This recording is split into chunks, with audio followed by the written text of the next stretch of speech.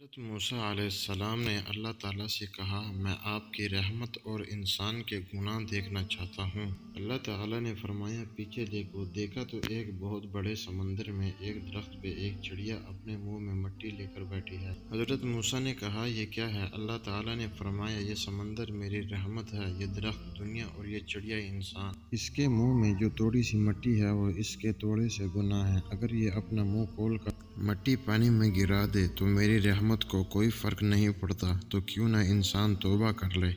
قلم اٹھانے سے پہلے اتنی تحقیق کرو کہ تمہارے لکھے پر کوئی دوسرا قلم نہ اٹھا سکے۔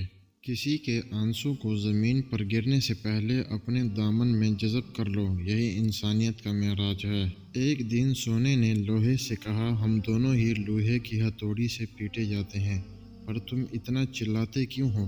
لوہا جب اپنا ہی اپنے کو مارتا ہے تو درد زیادہ ہوتا ہے۔